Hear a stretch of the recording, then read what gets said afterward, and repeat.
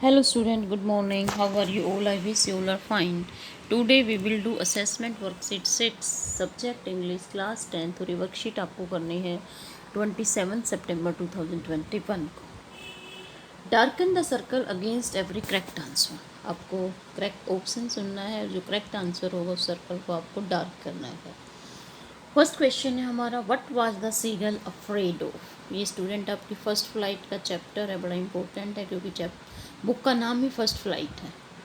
तो इसमें सीगल की मोटिवेशनल स्टोरी है, आप कर चुके हो लास्ट वर्कशीट्स में. तो सीगल किससे डरता है? रनिंग, जी नहीं. स्विमिंग, बिल्कुल भी नहीं. फ्लाइंग, यस, उड़ने से डरता है सीगल. तो इसका करेक्ट ऑप्शन है सी, और सी को आपको सर्कल करना है. स्टूडेंट आपके जो प्री बोर्ड होंगे उसमें ऐसे ही मिलेगी आपको, रिस्पॉन्स सीट के ऊपर सर्कल को डार्क करना होता है. क्वेश्चन नंबर 2 देखिए, who gave young seagull a piece of fish. किसने यंग सीगल को फिश का एक टुकड़ा दिया? Brother seagull, mother seagull, father seagull, all of the above. तो स्टूडेंट इसमें किसने दिया था यंग सीगल को पीस ऑफ फिश, बताइए ज़रा. मदर सीगल ने ना, उसी की तो प्लानिंग थी. तो इसमें क्या आएगा? Mother seagull. तो मदर सीगल को आपको क्या करना है? डार्क करना है. ठीक है स्टूडेंट. यस, नेक्स्ट क्वेश्चन है question number 3. Why didn't the pilot turn the aeroplane back towards Paris. ये आपके ब्लैक एरोप्लेन वाले चैप्टर से है, जो कि सेकंड पार्ट है फ्लाइंग से रिलेटेड स्टोरी का. Why didn't the pilot turn. Pilot ने क्यों नहीं अपना एरोप्लेन टर्न किया, मोड़ा वापस पेरिस की तरफ. तो इसमें फर्स्ट है, he wanted to meet his family. इसलिए नहीं क्योंकि अपनी फैमिली से मिलना चाहता था. He wanted to go on a holiday, वो छुट्टी पर जाना चाहता था. He did not want to miss the English breakfast, वो इंग्लिश ब्रेकफास्ट को मिस नहीं करना चाहता था. He did not like Paris, वो पेरिस को पसंद नहीं करता था. तो इसका ए आंसर होगा, वो अपनी फैमिली से मिलना चाहता था, उनके साथ ब्रेकफास्ट करना चाहता था. तो इसका ए ऑप्शन आंसर है. क्वेश्चन नंबर 4 देखिए, what was the pilot not sorry about. Pilot किसके बारे में सॉरी नहीं था? मिसिंग हिज हॉलीडे, कि उसकी हॉलीडे मिस हो रही थी इसलिए. Yes, driving the plane into the storm. Plane को जो है स्टॉर्म में घुसाकर, या risking the lives of fellow passenger के जीवन के रिस्क में डालकर. Both 2 and 3. तो देखिए इसमें फर्स्ट जो हमारा ब्लैक एरोप्लेन था उसमें पायलट को सॉरी फील नहीं हुआ था कि वो स्टॉर्म के अंदर ड्राइव कर रहा था, न ही उसने फेलो पैसेंजर्स की लाइफ को रिस्क में डाला था. तो इसका सही आंसर है डी, बोथ 2 and 3. ठीक है स्टूडेंट. अब next question number 5. Which of the pilots instrument stopped working first. Pilot के कौन से इंस्ट्रूमेंट ने काम करना बंद कर दिया था? तो फर्स्ट है ऑप्शन ए, कंपास. जी हाँ, कर दिया था, कंपास ने काम करना बंद. रेडियो ने भी कर दिया था. Both stop together, both were working. तो सी ऑप्शन इसका सही आंसर है. दोनों ने काम करना बंद कर दिया था, कंपास ने और रेडियो ने. काम नहीं कर रहे थे, दोनों ने काम करना बंद कर दिया था. तो इसका सी ऑप्शन है आपका आंसर. नेक्स्ट क्वेश्चन देखिए, question number 6. Answer the following question in 20 to 30 words. In questions का आंसर आपको 20 to 30 वर्ड्स में देना है. क्वेश्चन है हमारा, how did the young seagull feel when a gust of wind below his feathers lifted him up and he could finally fly. Seagull को कैसा महसूस हो रहा था जब हवा के झोंके ने उसके फेदर्स को ऊपर उठाया और फाइनली उसने उड़ना सीख लिया, तब सीगल को कैसा महसूस हो रहा था? तो देखिए इसका answer, yes, the young seagull felt afraid when the gust of wind blew his feathers, but not anymore. जब जो है विंड जो है उसके फेदर से टकराई तो वो डर गया था. स्टार्टिंग में डर गया था, लेकिन ज़्यादा समय तक वो डरा नहीं. ड्यूरिंग हिज फर्स्ट फ्लाइट, अपनी फर्स्ट फ्लाइट के दौरान, ही thought that his wings wouldn't support him. उसने क्या सोचा कि उसके विंग्स उसका सपोर्ट नहीं करेंगे. But to his excitement he can finally trust himself his wings. लेकिन अपनी एक्साइटमेंट में फिर उसने देखा, अपने आप पे ट्रस्ट किया, अपने विंग्स पे ट्रस्ट किया. It felt as if he could finally fly now without fearing anything. उसको महसूस हुआ कि वो उड़ सकता था फाइनली बिना किसी डर से. ओके, अब नेक्स्ट क्वेश्चन देखिए.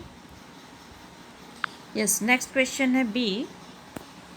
How was Mrs Pumphrey responsible for Tricki's bloated appearances. जो ट्रिकी था वो फुला हुआ सा उसकी अपीरेंस थी, जैसे उसके अंदर फैट जमा हो, तो इसके लिए मिसिस पम्परे ने अपने आप को कैसे रिस्पॉन्सिबल थी वो। How was Mrs Pumphrey responsible, Mrs Pumphrey कैसे रिस्पॉन्सिबल थी ट्रिकी की फुली हुई अपीरेंस के लिए, कि उसके अंदर फैट जमा था। ब्लोटेड होती है जिसके अंदर कुछ भर जाता है, गुब्बारे टाइप में, जिसमें फैट वाली अपीरेंस जो आ रही थी, मोटा ताज़ा वाली, उसके लिए मिसिस पम्परे कैसे रिस्पॉन्सिबल थी। तो देखिए इसका answer.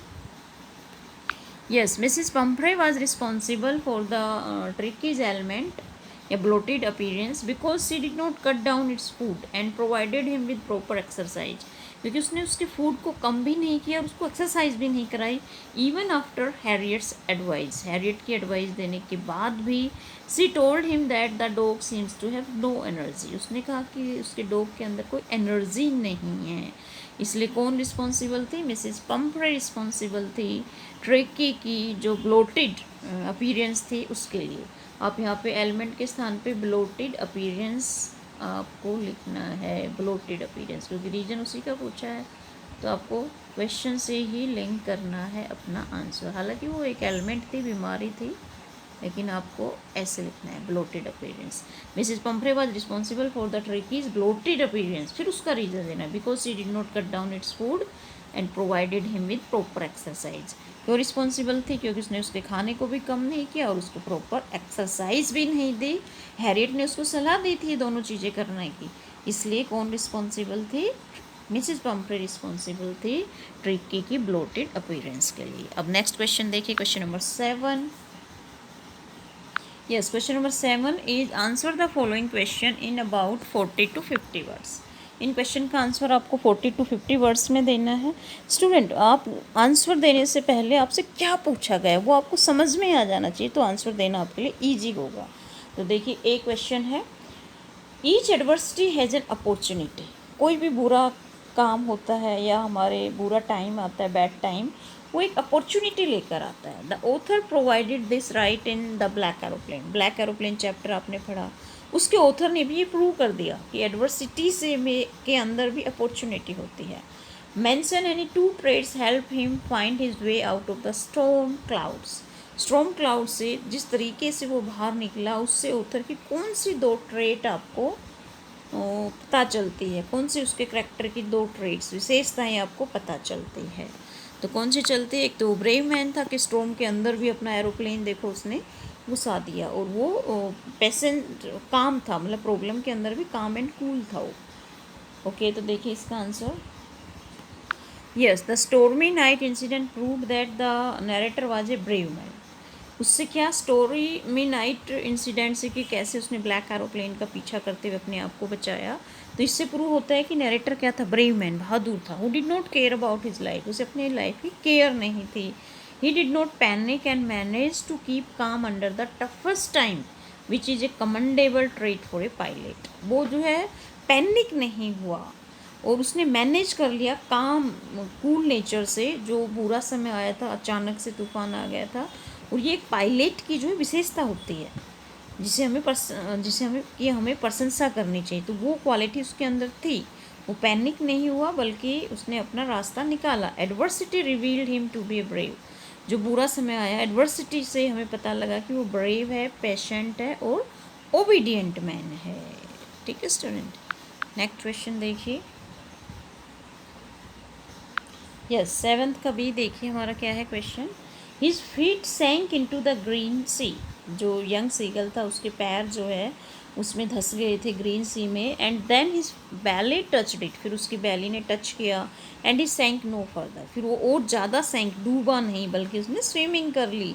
How did the young seagull feel after making his first flight. Young seagull को कैसा महसूस हुआ अपनी फर्स्ट फ्लाइट करने के बाद। तो देखिए इसका answer. Yes, when his belly touched it he was afraid that he would sink. जब उसकी बैली ने पानी को टच किया तो उसे डर था कि वो डूब ना जाए। He was weak and tired due to hunger, क्योंकि वो कमज़ोर था, थका हुआ था भूख के कारण, 2 दिन से उसने कुछ नहीं खाया था।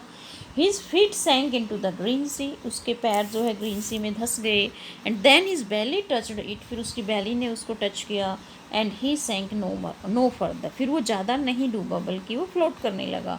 He was floating on it, वो तैरने लगा। And around him his family was screaming, और उसने देखा कि उसकी फैमिली चिल्ला रही थी, प्रेजिंग हिम, उसकी प्रशंसा कर रही थी।